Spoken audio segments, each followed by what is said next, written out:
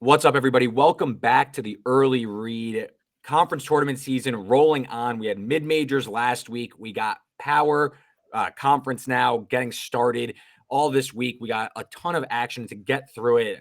A budding gambling Twitter celebrity, I'd call it, with the heater he's on this college basketball season is my former boss, Tom Casale, at the Tom Casale on Twitter. Tom, thanks for taking the time to come on. I know a lot of media opportunities lately. I got to get in there while the iron's hot.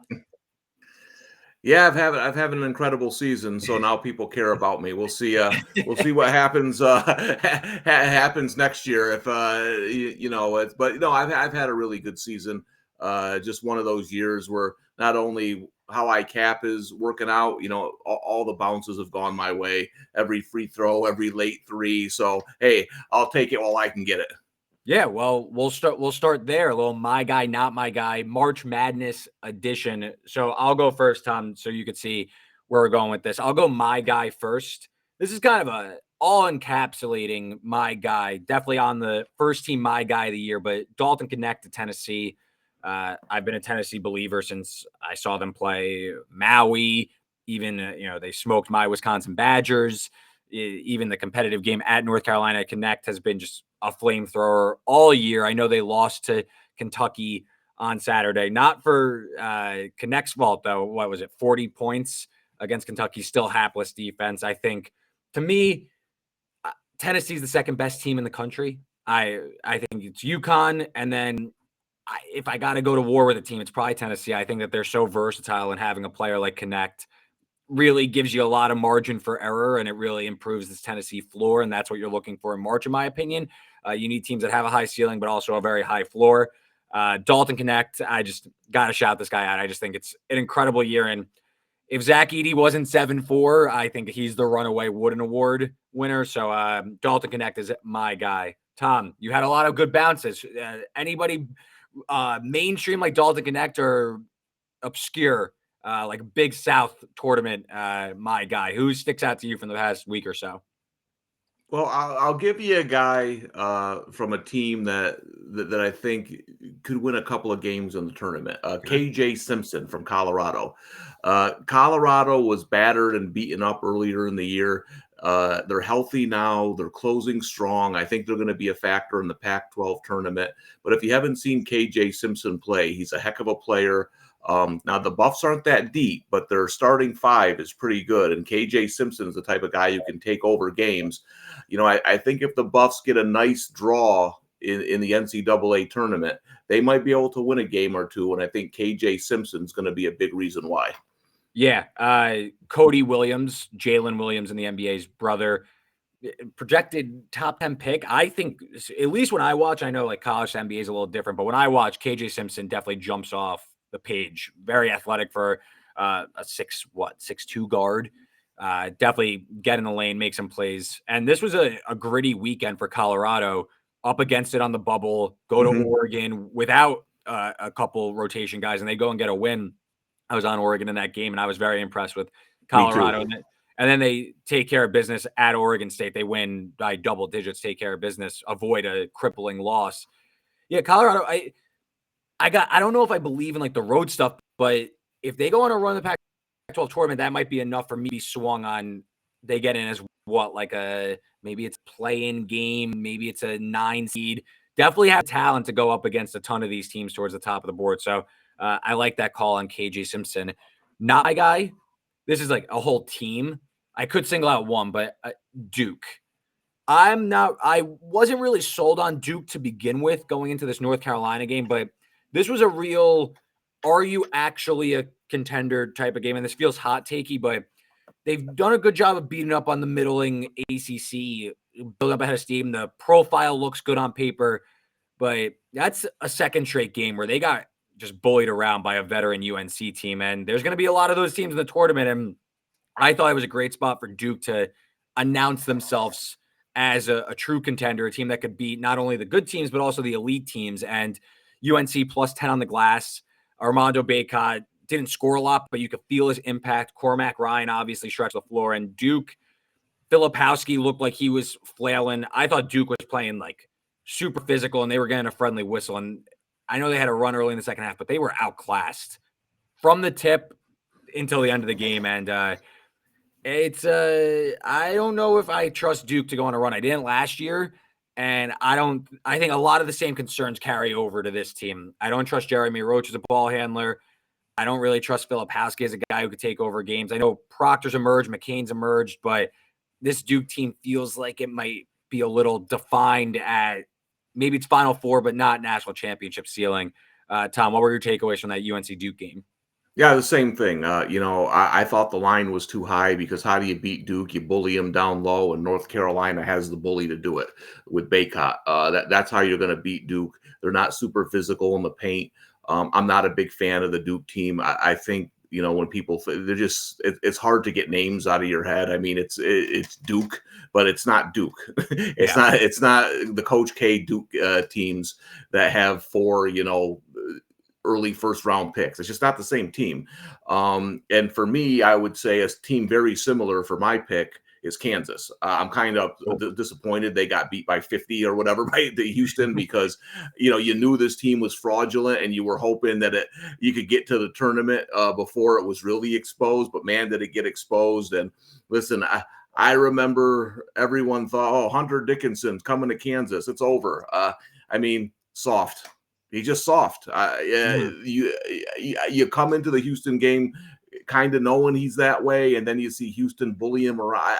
I don't know. I just don't see it with Kansas. Out of all the big name, top teams to say that, I think Kansas has the most holes this year.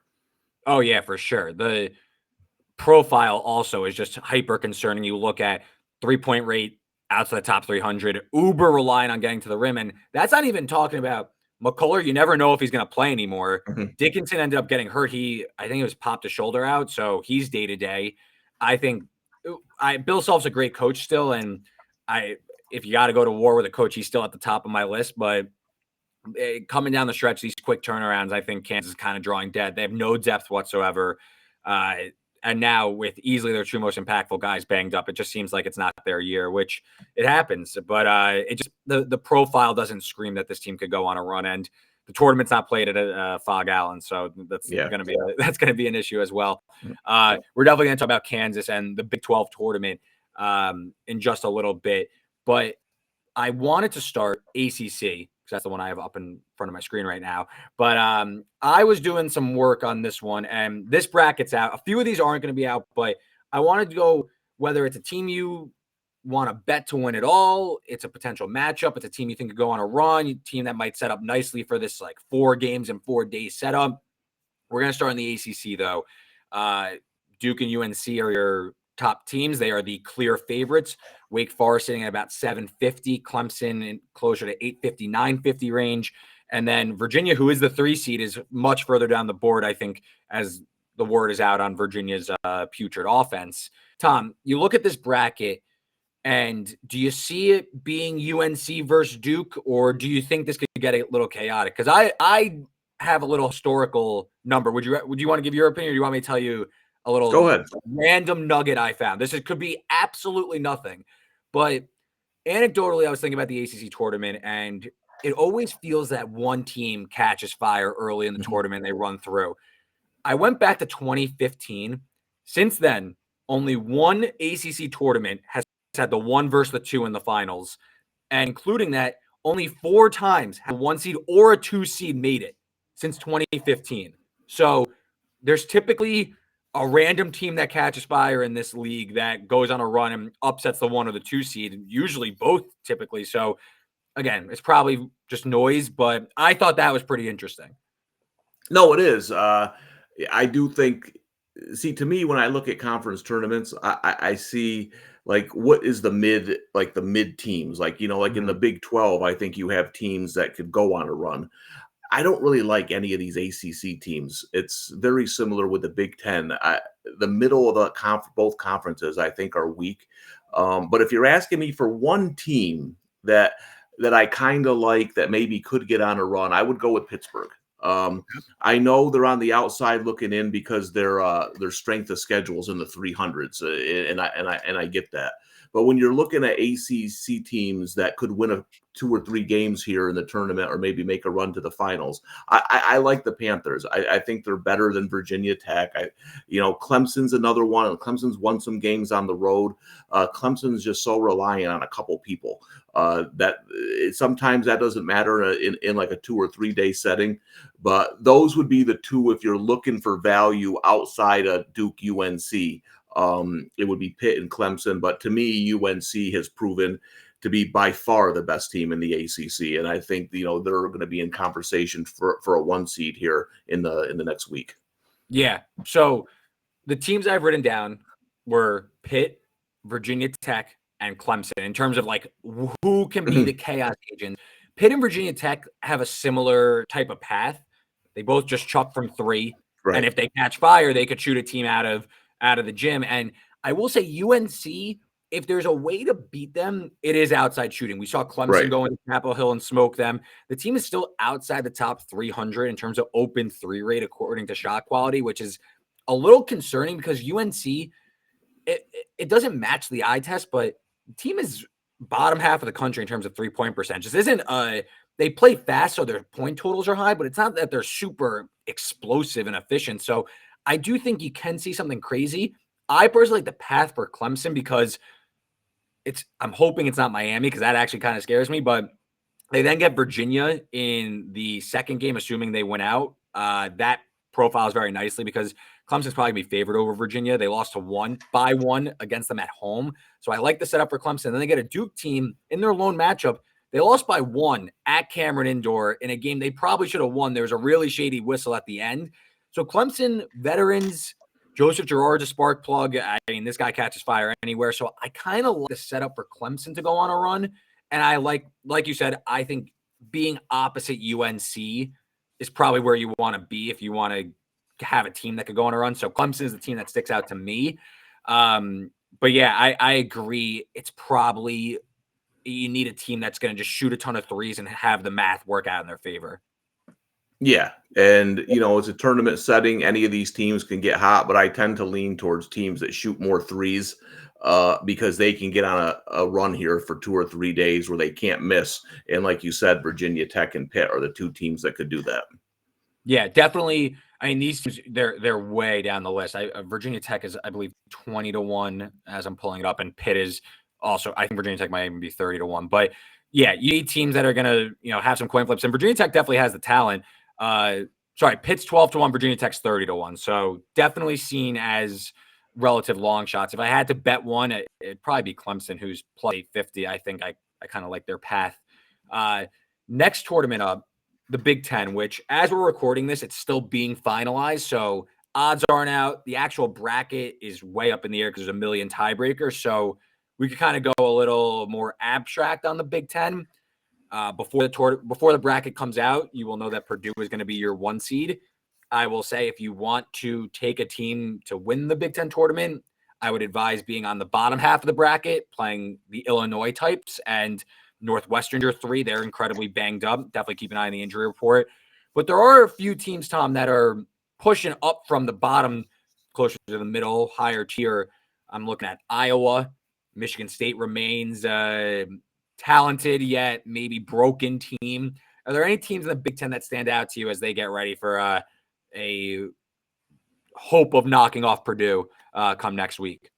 Yeah, the biggest thing I'm looking forward to in the Big Ten is fading them in the NCAA tournament. Like those 8-9 games, those 7-10 games, I'm going against them. I don't think these teams are any good at all outside of Purdue. I think it's Purdue and everyone. Listen, normally I would say Purdue's resume is overblown because of the weakness of their conference, but Purdue proved it earlier. I mean, listen, they got as many good wins as any team in the country.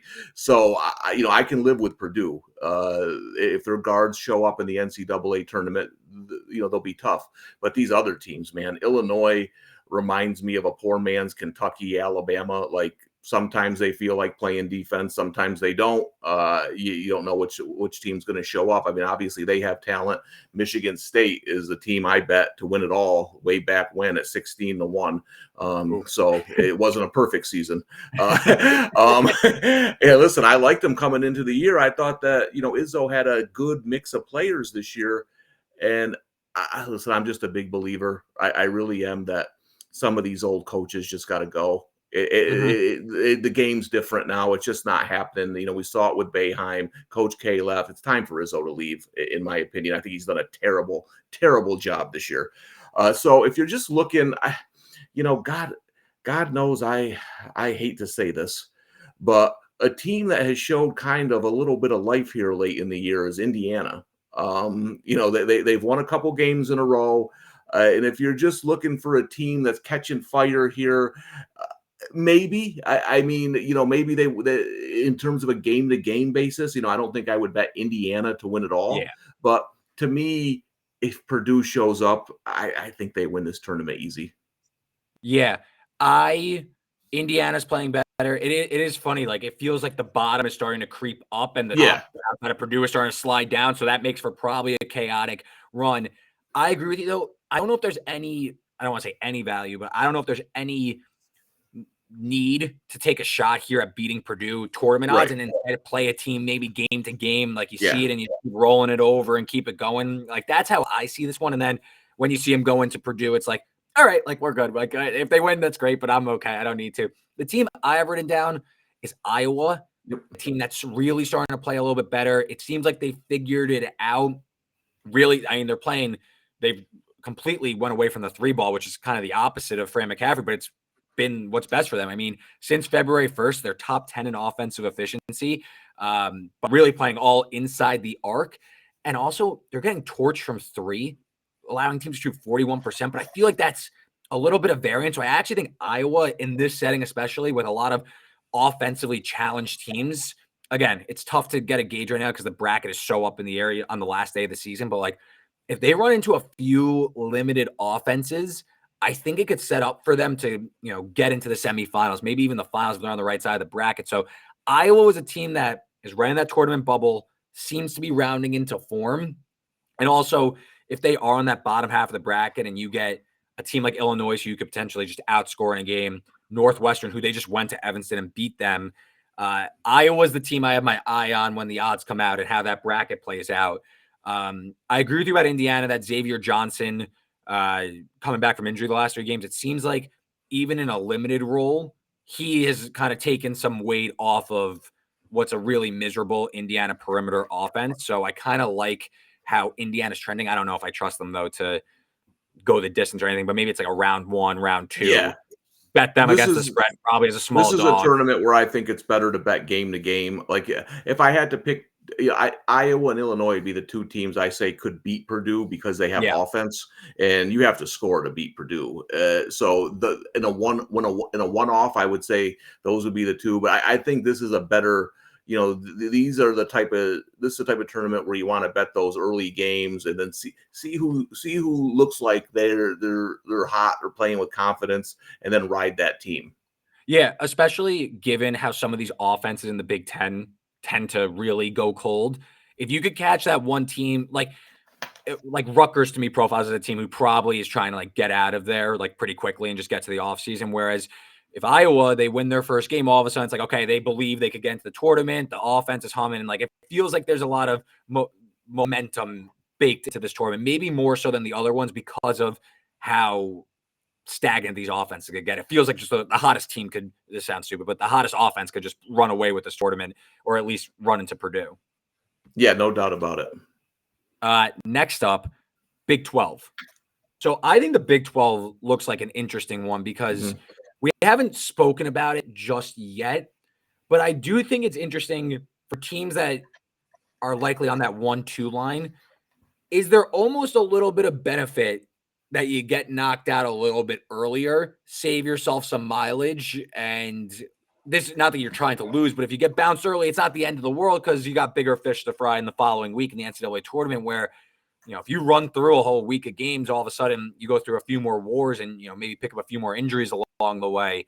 And I say this with Houston in mind because I think Houston is running out of bodies. You lose Tugler, who is an incredibly impactful backup. Francis has some nagging injuries.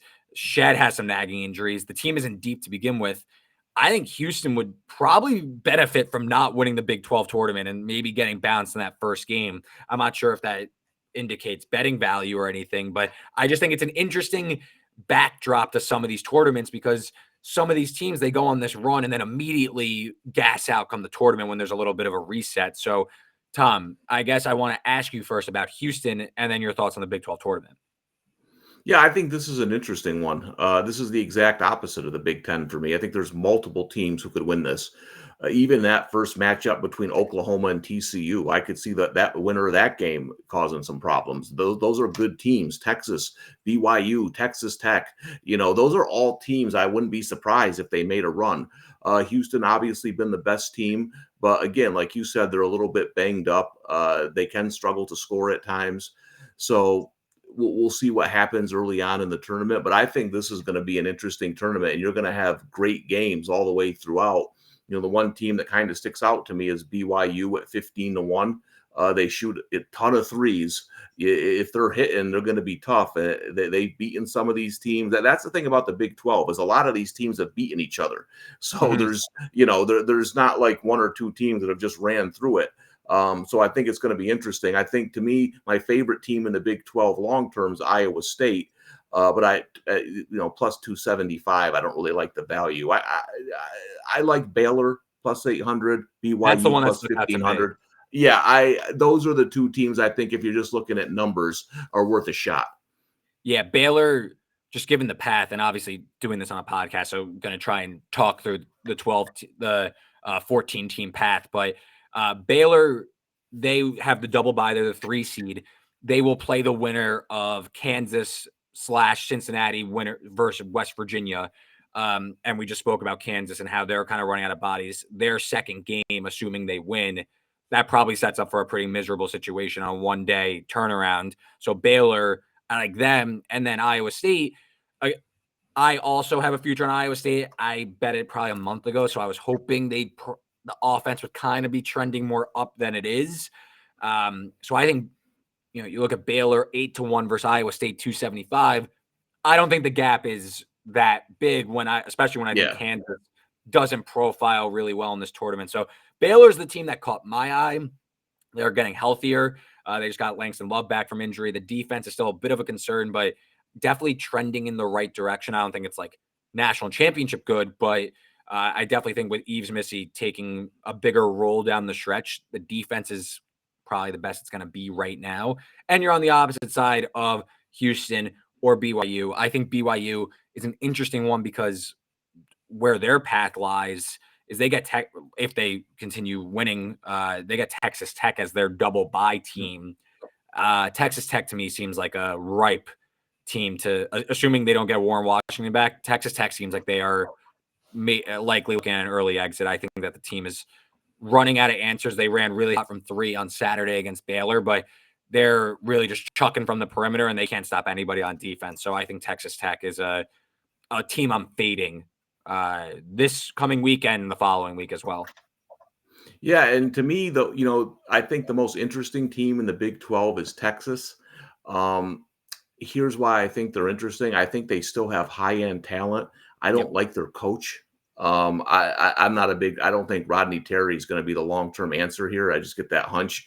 And the reason I say that is like very similar to some of these other teams. Like, where's the defensive effort some of these nights? You know what I mean? They just let teams go up and down the court, score at ease. I mean, you mentioned Baylor. They had a big lead on Baylor, end up giving up 93 points and losing by 8.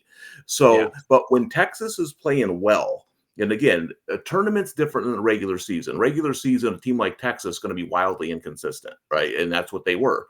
But a tournament's just a few days, and a team can catch fire. They can play with confidence. So, I do think just from a pure talent standpoint, Texas is a little interesting too, because they have a couple of studs, and sometimes a couple of studs are enough to win a 3 or 4 day tournament.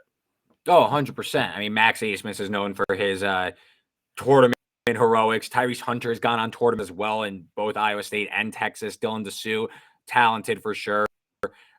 Texas underachieved, but again, all it takes, you just need like a few days of locking in to really go on a run here. Especially, I mean, we just went through a bunch of teams that we're kind of not writing off, but we think Houston's a little, in just this setting, Houston's vulnerable. Texas Tech is vulnerable. Kansas is vulnerable. We think Baylor is semi-flawed.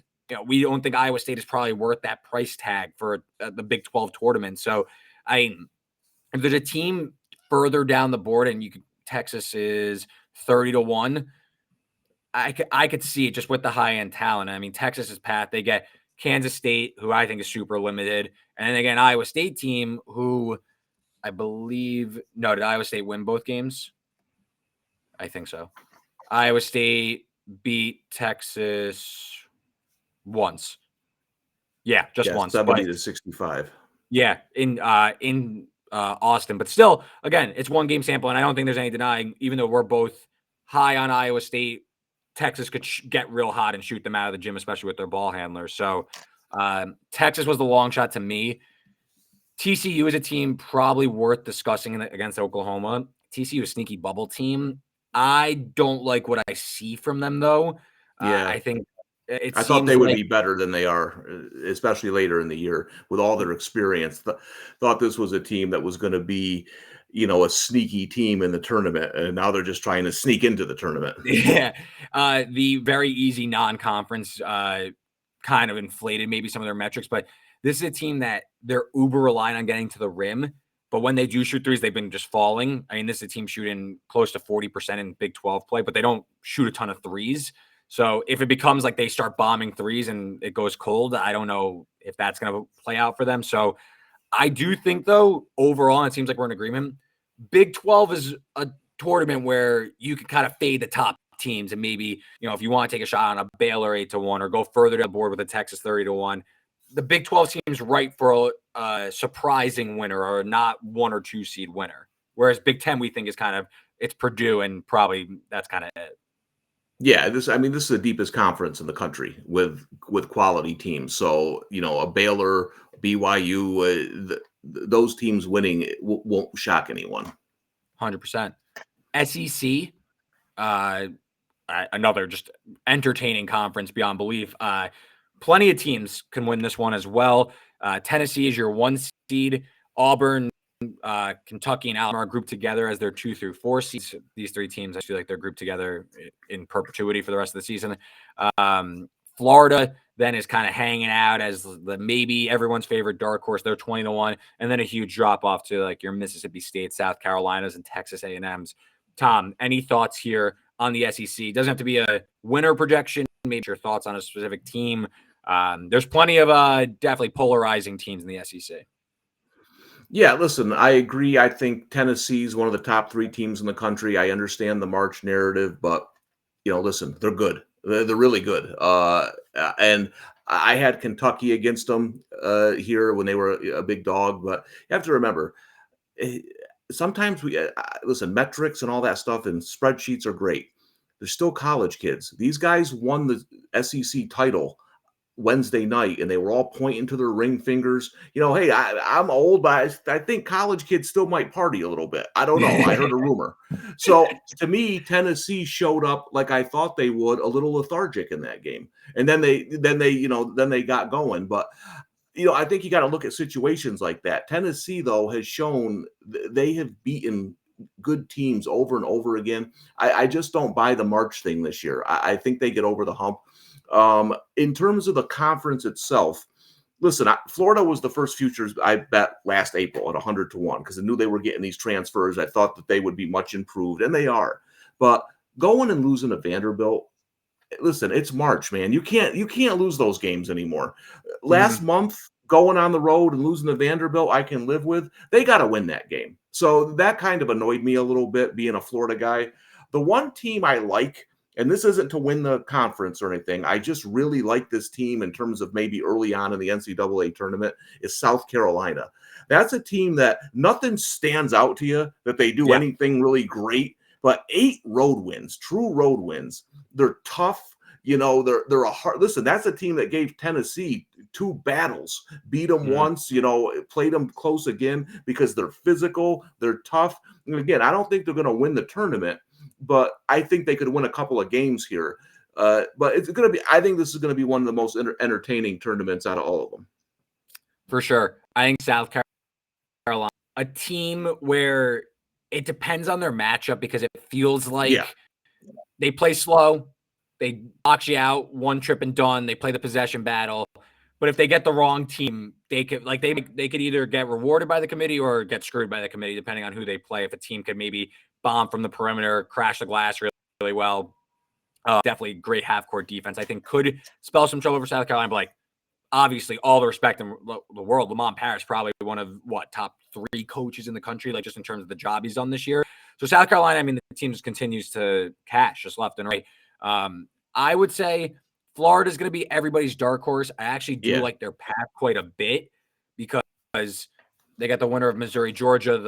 Maybe they will very likely win. And then you get a rematch with Alabama, a team they handled at home and a team they took to overtime on the road. And Alabama, maybe it's kind of easing up towards the end of the year, but very tough to win at Coleman Coliseum. They took them to overtime. And they get a very likely matchup against Kentucky. Florida can play all that style of basketball where it's you got to score 80, 90, 100 points to beat them. Florida's cool doing that. Florida went to run Kentucky. So I think Florida stands out as a team. Maybe they're a play on in this tournament. Maybe just roll over spreads because they're going to be priced as an underdog against Alabama, against Kentucky for sure. I want to ask you, though, because maybe not on the context of this tournament, but I just think these teams are super interesting. Are you a buyer in Kentucky now? I feel like that's everyone's favorite, radio talk analysis. Do you believe Kentucky has turned the corner? Well, listen, I got a futures bet on them. I took them at like 17-1, just based purely on talent. Mm-hmm. When the SEC teams all have a similar problem. They only play defense when they feel like it. So Kentucky's starting 5 are really, really good and can beat any team any night. But not many teams that rank 100th in defensive efficiency make the Final Four. At some point, they're going to need stops. I don't know. To me, the toughest team to project in the tournament is Kentucky because they have the talent to win it all, but is the defense going to be consistent enough through 6 games? They haven't shown that all season. So now all of a sudden the tournament's going to start. And now listen, when you score 90 a game, which they do, sometimes you're good enough to offset a bad defense. I think the defense has to be average through 6 games for them to make a run.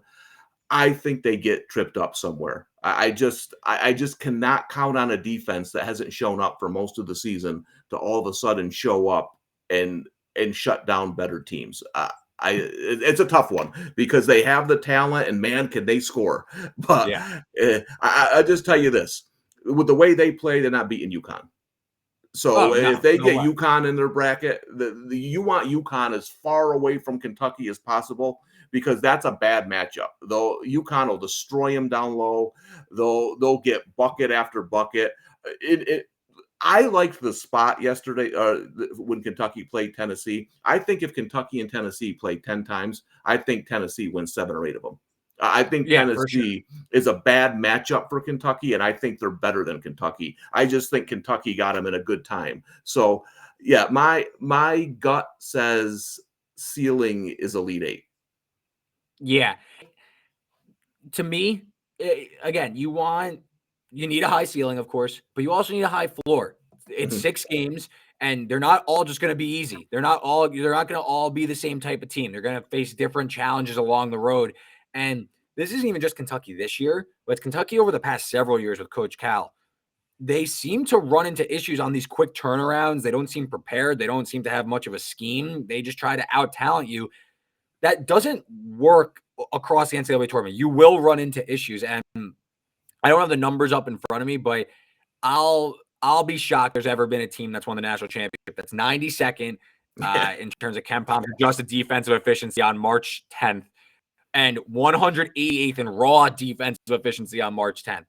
They're going to run into issues somewhere down the road. And look, they could blow out the 13 seed they're likely going to face on Thursday or Friday in the tournament. And maybe they smoke the, higher major team in the second round. But you're going to face an elite defense and they're going to slow them down, and Kentucky won't be able to get the stops, and they'll get bounced one way or another. I just don't see it. I can't get myself to bet on a team like that to go on a run. with that suspect of a defense. When it's not even that like they're rounding into form. People saying like, well, there's Right. the Kentucky, Right. like they flipped the That's the switch. key point. They can't. Yes. People keep saying Kentucky has flipped the switch. No, they haven't. They have just been really good on offense. And look, if you shoot 50% from three and score 100 points for 6 straight games, then that's great. But the odds don't reflect that how likely that is to happen. Yeah, and you like I think you hit the key point. If they were 100th in defensive efficiency, a month ago, and now they were 50th or 60th, Oh yeah, that would they're kind of then they show. flipped the I don't. switch. Yeah, I don't know what switch they flicked because they just gave up 102 points to Arkansas. You know what I mean? So I don't know what is the they gave up 89 to Mississippi State. Where's the switch? I mean, those two teams can't score against anybody. You know what I mean? Like so I don't really know. You know what? The reason, like I know you mentioned North Carolina does have some flaws. The reason I like this North Carolina team is because they play with effort this year, Oh especially yeah. defensively.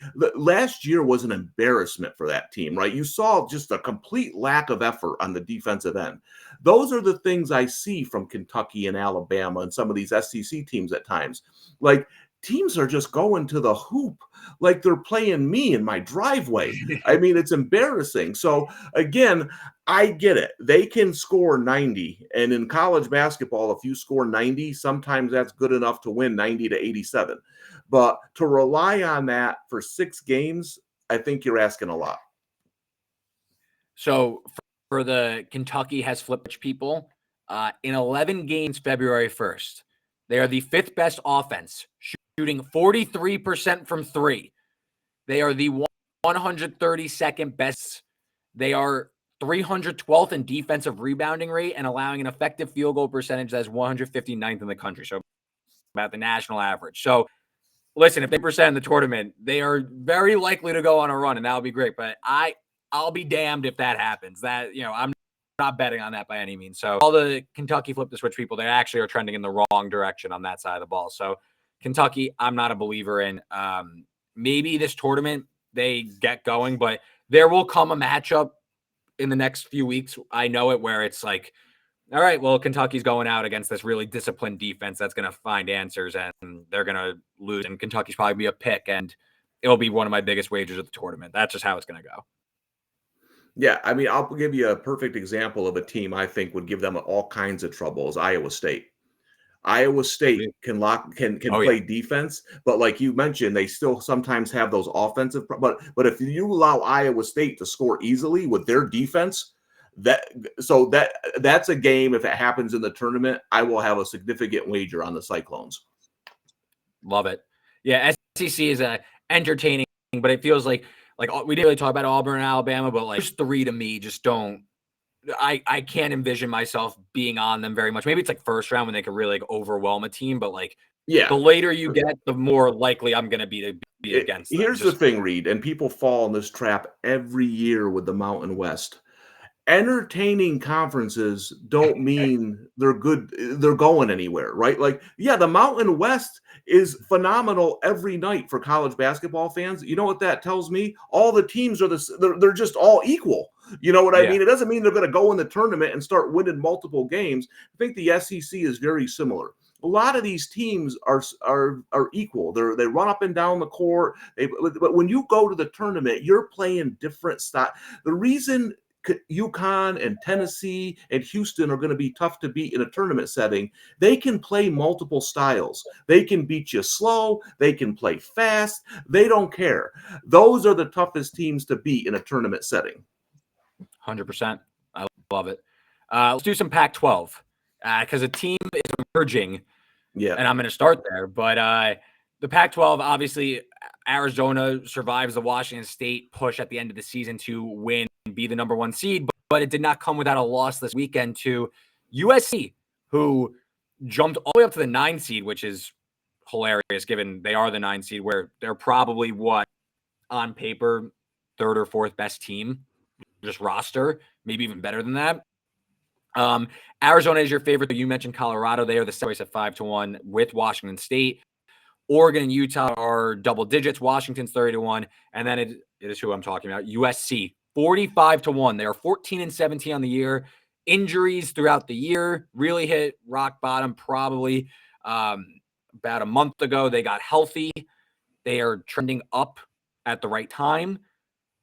Maybe it's not at the 45-1, but I want to start there, Tom, before we talk about this conference as a whole. USC, is this a team that's really trending up and they can maybe make some noise here, or talented team probably runs into issues though when they face like Arizona in the second round in a rematch? So yeah, here's the thing with USC. You could see it, a couple of weeks ago that things were changing. Even in the loss to Colorado that went into 2 overtimes, this team's playing a lot better. My issue, I was all in on betting USC to win this tournament. My issue is the draw. The second game is Arizona, and you're asking them to beat Arizona twice in a week. And Arizona is whatever you listen. I'm in the camp that doesn't think they're a Final Four team, but whatever you think of Arizona, they're by far the best team in the Pac-12. They proved that all year. Now they have defensive problems too, but I just if USC was in that bottom sector of that tournament, I Oh, would love to bet them. I hate the second round matchup with Arizona. It was all set up because I was doing the notes for this last night. I bet USC, so I was watching the game while doing this, and I'm like, all right, they're up early. Need Arizona to like pull out a really Yep. squeaky win because USC jumped from the 11th seed Right. to the 9th seed, which pushed them into Arizona's bracket. USC was good if they would have just lost like a really nice competitive game. Definitely cover, but if they would have Right. lost, they would have stayed in the 11th seed, and then they get Colorado, who they took double overtime just a few weeks Right. ago. They get Washington State, great season, but like, that game is going to be inside 2 possessions probably. All of a sudden, USC has the path. I agree with you. I think running into Arizona in the second round, and Arizona does have a propensity when they lose. Yes. They typically bounce back emphatically. They You like got kind their of need attention. You their. got their attention now. They're gonna. They That's definitely. my problem. Is they? If I wish this game wasn't played in the final, because now they've gotten Arizona's attention, and a week later they're gonna play him again. I will say this though. Ken Palm's got USC as a 2-point underdog against Washington, which I can't imagine that's what the line is going to come out as. No, But no if way. it's anywhere close to even, there's your play. USC is going to beat Washington. Washington's garbage. So that was going to be my play, is betting USC in that first round game. Yeah, and it's even more annoying because I was watching Oregon, Utah, and Brennan Carlson, who was cooking for 25 minutes, had like 20 points. He had I don't even know, like an elbow injury, maybe dislocated his elbow, missed the entire second half pretty much, definitely, like, I don't know, 15 minutes. He was on the bench icing. I didn't see any update, but Utah's the 6th seed. I know they're playing a corpse at Arizona State, but Utah is a totally different team with Carlson off the floor. Relatively quick turnaround. I mean, even if it's a hyperextended elbow, like Carlson might not be able to go the entire tournament. So the path for Colorado may actually be wide open here to go on a bit of a run. The price isn't super great, but maybe a rollover of sorts. You're gonna have to pay a little bit, but I think Colorado, the bracket broke really nicely for them with a banged up Utah team potentially, and then Arizona State, they're circling the drain here. I agree. Colorado, if you're looking for someone outside of Arizona, has the path. And just throw this out there: Arizona State beat Utah twice this year. They don't have that many wins. That's pretty impressive. And now, if Utah is shorthanded, maybe they go out early. But yeah, that's what I looked at this bracket was, man, this breaks nice for a Colorado team that's really played well down the stretch. They were beat up too. They lost.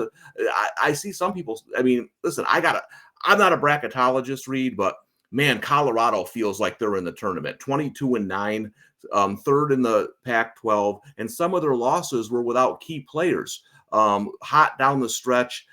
I don't know. I feel like that team is in, but I do like their path, and I think they get to the finals here pretty easily. Yeah, win against Washington State would like end any debate. Like if they get to the finals, they're in with ease. Whereas like you lose to Washington State, maybe there's a conversation, but like I think given some teams on the bubble, especially they're all in the same conference, you're bound to see a few drop out, assuming you don't have like a crazy bid stealer. Like Colorado's better than Villanova. Like, I can't believe Yeah, Villanova is like even on the Villanova's tournament. got no reason to be in that tournament. Yeah, I don't know what the hell that is, but like, give me Colorado over Villanova for sure. Any UCLA, it looked like they were trending up about 3 weeks ago. They kind of cooled off. Yeah, Any interest there? Because the path for them, I mean, I'm looking at Oregon. I've watched them now the past 2 games. garbage. Yeah, that's not a team that I'm trusting to go on a run in the Pac-12 tournament. They're the 4 seed. They get the winner of UCLA, Oregon State. UCLA should be able to take care of Oregon State. I guess crazier things have happened, but do you see anything with UCLA? My issue is Arizona's a pretty miserable matchup for UCLA with Yeah, their yep, ability to. I mean, they could score like 65 points pretty easily, so that makes it tough yeah. for UCLA to keep up. But any thoughts on UCLA potentially being spoiler, or is that just like a tough draw? I like if they get that second round game against Oregon. That's what I'm looking at. To me, Dana Altman's one of the coaches who has not adjusted well to the transfer portal. Oregon has some nice pieces, some nice players, but the last few years, it's just a couple of talented guys playing individual basketball. That's what I see with Oregon. I don't think he's gotten a good mix of players. So I don't really like this Oregon team overall. So that's a team I think UCLA can stymie and play one of those 58-55 kind of games with. But again, I'm with you. If they were in the bottom half, I Yeah. might have Arizona is out of all the teams that has a bad matchup against Arizona. I'm with you. I think UCLA is number one because Arizona scores 70. UCLA getting a 70 is like pulling teeth. Yeah. This definitely seems just like kind of talking through it. Maybe it's not like bet a future, but like there's a lot of really good spots Yep. like in this tournament game to game where it's like USC Washington, UCLA Oregon, Colorado versus whoever comes out. Like it seems like there's a lot of good angles to bet in this tournament. Maybe stay out of Arizona's way after they just lose like that to USC, let them recalibrate. Probably honestly the worst thing that could have happened to us from like a betting a long shot here. Because I think the Pac-12 getting a little weird with, maybe a few, maybe like Cal gets past Washington State and crazy like that. But it seems like Arizona definitely a cut above everybody else. And this may be like a Purdue situation. Maybe don't like swing here, save your money and put it elsewhere in terms of the futures portfolio. Next conference, we got 2 left. Big East. Is it just UConn and we should get to the next conference, or should we talk about a few other teams? I think if there's one team, Reed, I had the futures on Creighton last year. They didn't quite, they lost to San Diego State. But, last year I thought, geez, if we can win this San Diego State game, that's the one team that can play with UConn because Creighton knows how to play UConn. They don't beat them every time, but they're one of the teams that can play slow with them, that they can speak. They don't fear UConn. So I'm not saying they're going to beat UConn, but when you look at the prices, if you wanted to play one team, I think Creighton is worth a look. I can't buy into the, hey, Kolik's coming back for the Big East tournament. Call me when he gets there. If I knew he was definitely, yeah, I mean, so, I've heard some people say, hey, Marquette plus 500. When guys are injured in college, we don't know. Don't even know close to the extent of how injured they are. So I'm not going to buy that. But if you want to bet a team, I think Creighton is the one to do it. They're the only team to me that can at least give UConn a fight in the finals. I agree. I think it's UConn. I do wonder, like, obviously UConn's the best team. Do you think that they're just gonna do it again? They're gonna win it all, or you think? It just feels like it's so hard to do that. They get caught one time. Like it just, I don't know. That's no like hard hitting analysis or anything. It's so tough to go, and they're so good that it just feels like one team is just gonna shoot the crap out of the ball and just beat them one time. Yeah, I think they can. I will say this. They're not as good as last year's team. Well, last year's team did. Last year's tournament was interesting because it was crazy, but we had one team dominate all the way through. I mean, you don't really see that much. I mean, UConn just ran through everybody. They're not going to do that again. They're not that good. That team just gelled at the right time and caught fire and was talented. I think they will have a game this year where it's going to be, they're going to either be behind or they're going to have to. So I think that will be the game. If they get by that one, whether it's Sweet 16, Elite 8, then they win it all. So that'll be interesting because that's kind of how I'll play UConn. If they get that game and they win it, I think they're going to be tough to beat the rest of the way. like smooth sailing from there. Like you got to push through a little bit of shit to like get over the hump. I will say one team because I don't know if there's necessarily any value in again taking a swing at UConn. UConn, I even mentioned the odds, but they're minus 150 to win the Big East tournament. And your next up is where are we? Minus 140, minus 150, sorry, Creighton plus 425, Marquette 5-1, and then it drops off to your Villanova, St. John, Seton Hall. I believe Seton Hall, maybe not in this tournament. I'm sorry, St. John's, maybe not in this tournament, but in the NCAA tournament, could be an interesting mix. It seemed like they hit rock bottom in that blown loss to Seton Hall. They get them again in the first round. Winner plays UConn in the semifinals since February 1st, including that blown game against Seton Hall. They are top 50 on both sides of the ball. They crash the glass really well. They don't really shoot the three all that much and not that well, but it's still a really talented group. They have a veteran coach in Rick Pitino. Do you think, Tom, maybe when he laid into the players and said how miserable this year has been, was that just a rallying cry? And maybe actually this team got a little kick in the ass and they're trending up. How do you see St. John's? Because it seems like they've kind of eased all bubble concerns, and a win against Seton Hall will definitely punch their ticket. But do you think St. John's is a potential threat in the tournament? Definitely on like that 8-9, maybe playing game line. I do. If you were to ask me, that's the other team I like. I don't know if they'll win it all, but I like them in that first game against Seton Hall. I like them to win. Yeah, that's the team to me that's interesting, right? Like you said, they have talent. I think they've come together at the right time. That's another team in the NCAA tournament. I'm going to look to see, who do they draw in that first game.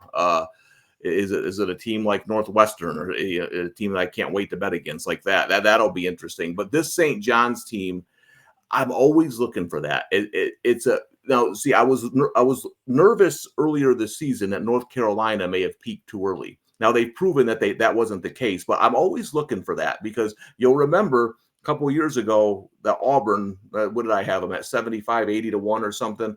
Hey, if they held the tournament in February, I'd have cashed that ticket, right? Auburn was phenomenal. But then as the season progressed, they started to slide a little bit. So I do think sometimes there's something to that adage of peaking too early. St. John's to me is a team, like you said, that they hit a low point. The coach tore them up. Now they're peaking at the right time. They ain't going to win the NCAA tournament, but can they win a couple of games? I think so. Yeah, and it helps that you have Rick Pitino as your coach, right? Like it's not like we're like this is some coach just ripping into his guys like who has no pedigree. This is Rick Pitino, who is known for going on NCAA tournament runs, has a lot of pedigree, obviously. So I think they're peaking at the right time. And St. John's, with their aggressive play style, they play super fast. They crash their glass. Their top 10 offensive rebounding rate, like they can be just a matchup nightmare for certain teams. Like you're talking, like you mentioned, Big Ten, they can really overwhelm some of these teams with a real culture shock at the right draw, like a Mountain West team even. So St. John's is a team I'm looking to play on. KenPom has that game against Seton Hall as -4. I'm probably in, honestly. I think St. John's probably gets some revenge against Seton Hall, who was just super limited on offense. Again, not that it really matters, but at MSG, they play a bunch of their home games there. I think St. John's is, like you said, peaking at the right time. Before I let you go, who Tom, would their second round pick be? I don't have the thing up right now. Who would they would second play round? UConn in the second round. Okay, So that's kind of now your issue. see, that's the issue. But hey, if they're a big dog in that game, that'd be interesting. You know what I mean? Like, I like that. That's a situation I like to play sometimes. Is a team you're high on playing a game first, and then playing a team like that. I'm not saying St. John's is going to win, but they might have the edge in the first half while UConn's, adapting, getting into everything. St. John's just played a game. I like that they've played a game sometimes if you're getting a nice number. So I'll be interested to see what that spread would be. Well, so the two games, so St. John's Klingen did not play in the first game, but St. John's obviously very impactful. But St. John's lost by 4 in Stores, and they played at MSG. I remember it was a Saturday afternoon game, and St. John's, I believe, was taking a bunch of money in the game. Not that that's necessarily wise or anything, but they ended up losing by double digits. But that game was competitive throughout. St. John's actually had a 1 point halftime lead, and then UConn kind of just outpaced them from the perimeter. So I think you might be on something like that St. John's first half. That was a team that I had circled. Again, maybe it's not bet them to win the Big East tournament, but that's the team that looks like maybe they can be the chaos agent in the Big East tournament and ruin like a UConn Creighton, UConn Marquette finals. St. John's is definitely the team, and tournament wise, they definitely seem to be trending upwards. Mountain West, they're not necessarily a high major conference, but I give them the benefit of the doubt here because they play the most fun games and I like watching them and I want to talk about them. Uh, Utah State wins their first, and I don't know, Tom, if you watched that game, but Utah State won a crazy game against New Mexico. That was my biggest bet of the day on Saturday, so that was very stressful. But thank God Utah State won.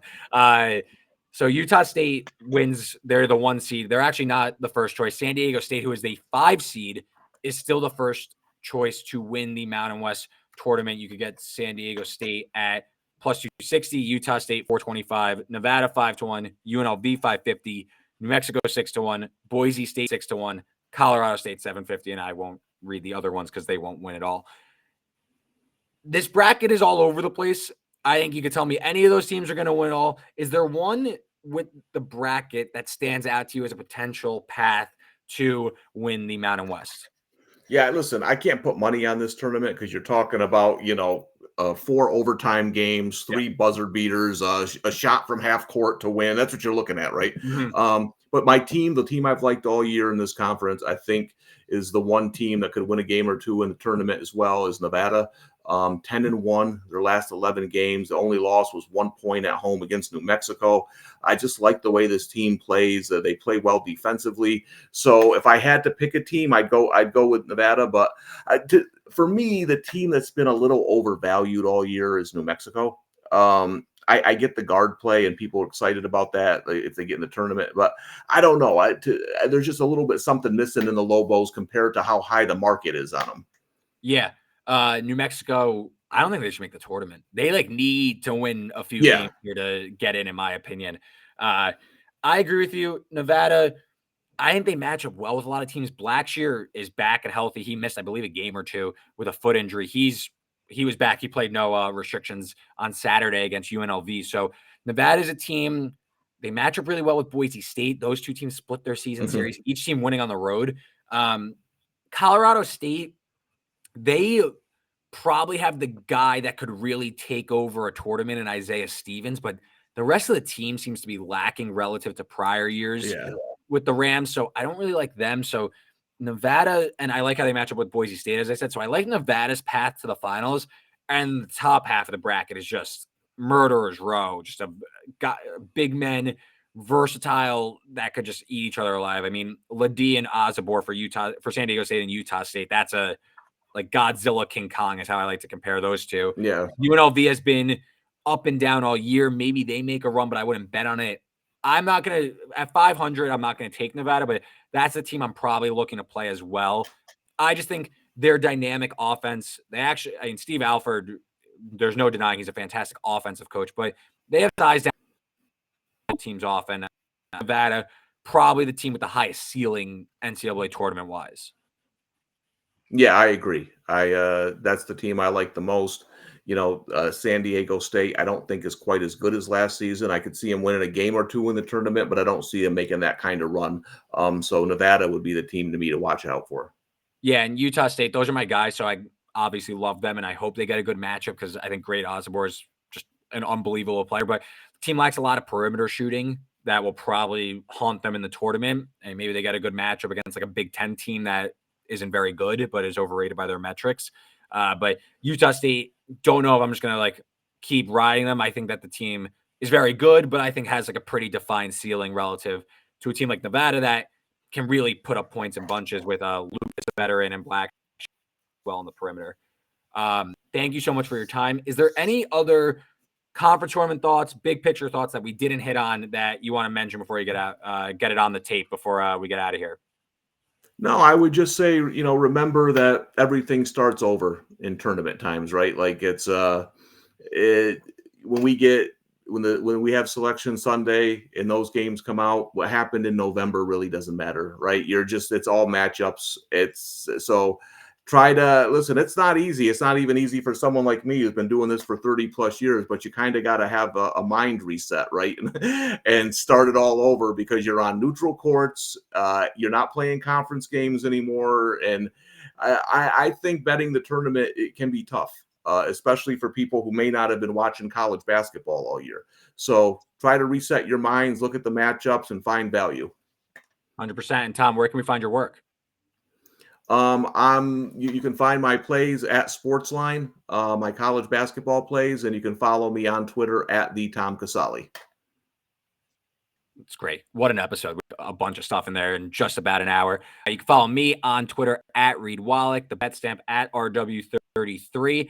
And yeah, Tom, thank you for the time. Happy March. Best of luck on all your plays. And don't worry, I'm hitting you up again in the summer because we got college football conference previews. I'm bringing you back on. Don't you worry about it. No problem. Thanks for having me, Reed. Talk to you soon.